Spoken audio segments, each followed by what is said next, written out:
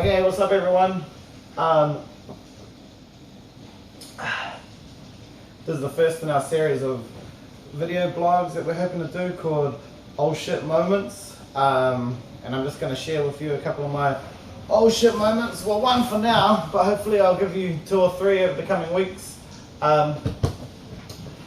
So I just set the scene. This happened a couple of years ago with me and one of my friends, Dale. I was fairly inexperienced with my rigging and stuff, but I knew enough to think I knew what I was doing. We're working on a massive site, removing a bunch of tall specimens that stood above a lower growing native plot, and we had to rig them all out without, disturbing the native trees that were beneath it. So over the course of a few days, we had set up all our rigging gear and hired trees, and we're processing a group of trees around them, kind of from the one highest tree that we had. We had multiple blocks set up. Over the course of the first couple of days, everything went pretty sweet.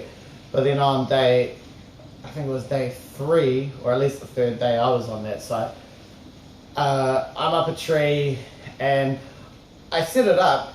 It was reasonably big. What we were afraid of was snapping the head out of the tree that we were rigging into, because we had to keep our block really high.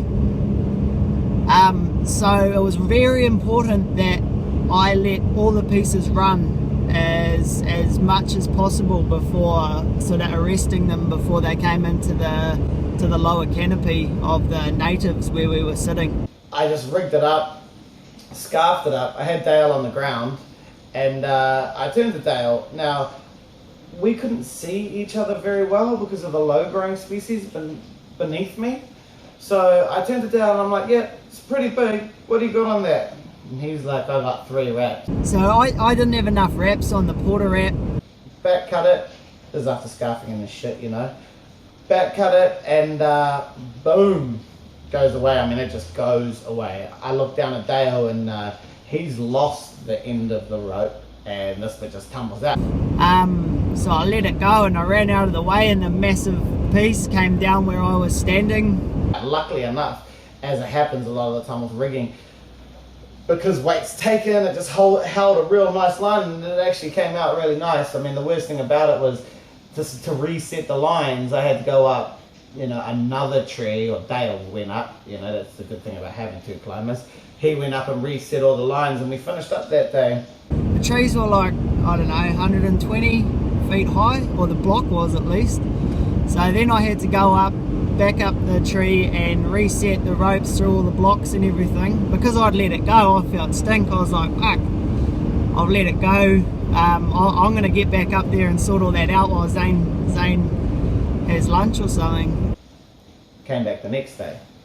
Now, I'd just like to reiterate that while we've been rigging, we've just used one solo porter wrap tied off to kind of our one nicest, tree at the base of it.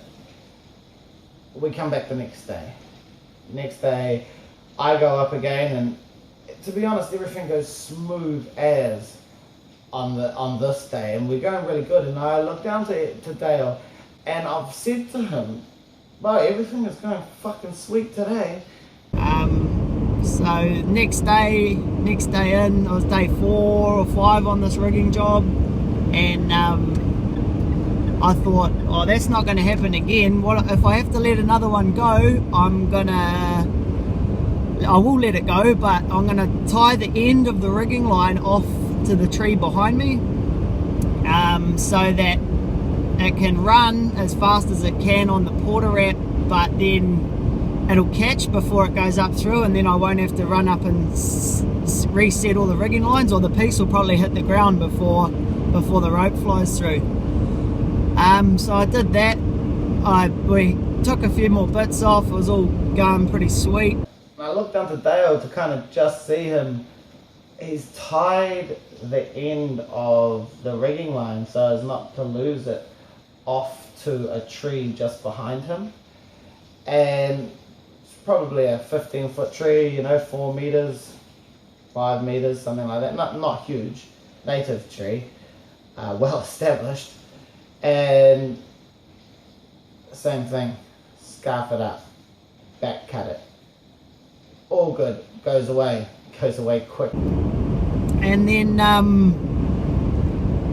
Zane rigged up quite a big bit of wood, like might have been, I don't know, 600-700 kg, and because we weren't snatching it, that was alright, because it was swinging like from here, you know, down to there, and at this point I'll be running quite a bit, so that was pretty sweet. But what we'd failed to check was we were rigging off the same porter wrap for 5 days, and we'd tied the knot at the start of the job to hold the porter wrap on the tree, the timber hitch, but nobody had checked that the timber hitch was still tied. And it turned out that when Zane busted this massive bit of wood off, this time I did have enough wraps on the thing. I'd start on the porter wrap. It started to, hang on, I'm at a roundabout. Give way to your right. Right, I'm getting off now, it's good. Back into traffic. It started to run, and I was thinking this is coming sweet, and then I seen the porter wrap, the timber hitch, unravel on the bottom of the tree before my eyes, and I was just like, fuck. So I let the rope go, because the porter wrap with the whoopee sling on it was flying up into the air, and that was just going to be me holding this, you know, 600-700 kg piece of timber. I let the rope go and thought, oh sweet, that tree behind me will catch it. To be fair, I didn't have time to think much. The weight took on the tree behind me and ripped it clean out of the ground, and then that tree hit me like a freight train in the back, just like, and I was hurtling up the tree towards the block, being carried by this tree that was underneath me. It was like a, I don't know, like 5-meter tree, about that round, like a whole root plate ripped out of the ground and hit me in the back. I was, yeah, and as I was going up, like up into the air, I thought, fuck, I've got to get off this thing before it just shoots me off somewhere else. So I rolled backwards, and I don't really remember that part of it that well, but Zane had a pretty grandstand view from above me. So I'm up there, oh shit, watching Dale get roofed up towards me. Anyway, he gets thrown off the back of the tree. He actually doesn't witness him do a flip backwards off the tree and land on his feet like a cat, only to have the other end of the rope and tree come flying down at him. Gets out of the way of that, luckily, so no injuries. But, you know, the end product is massive log on the ground, porter wrap halfway up, tree hanging upside down, full root plate and everything, just above where Dale was standing. And yeah, I mean, we learn a lot from that. One thing we learn is that if you're using a porter wrap over the course of a few days, always check that shit. I mean, easy lesson, most people will know. And then, secondly, you know, right gear for the job. Once again, I mean, being a climber, I like to think that I probably could have taken it that big, but I possibly could have gone smaller and moved them up. I mean, all we're really doing these videos for is to make sure that people, you know, understand some of the hazards that are going out there. And one of the worst things about it was when I'm looking down out of this tree, watching one of my closest friends get pulled up towards me, like how powerless you feel at that time, all because, you know, I didn't check my knots in the morning or wasn't more cautious with the bit of wood that I took. I could have lost one of my good friends. You know, end of that is I just came down, gave Dale a cuddle, and once again, you know, we just went back at letting the ropes down and whatnot. It was a nightmare of a situation for us to be in, but that's it shared with you. Yeah, it was pretty buzzy. Zane got down out of the tree and gave me a hug and was just like, that was unreal. How did you roll off that tree? And I was like, what happened? I didn't even know what happened. Like, it was just sort of instinct to get out of there. What we learned from that was, you know, nothing can be overlooked. It's always one of those tiny things that you don't think about on the day that gets overlooked, that puts you in the situation where you're helpless and you or one of your good mates could get killed.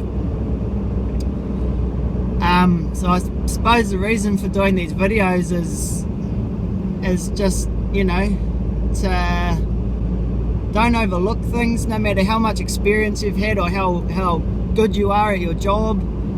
It's always that little bit of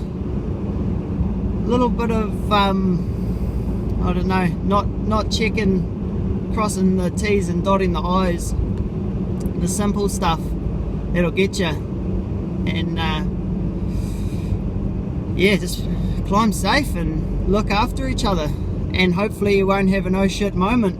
I'm looking forward to hearing about other people's oh shit moments, not so much the ones where people actually got injured. Zane probably said, but he and I have got a few more. I actually think that if you've had a few oh shit moments, it gives you a really good grounding and a really good appreciation for how dangerous our job can be. It's very, very humbling. So yeah, keep it real, folks. Kiwi climbers. I'm actually asking a whole heap of people to share their little stories, some a lot worse than this, and I've actually got a few more that I'll share that are a lot worse than this.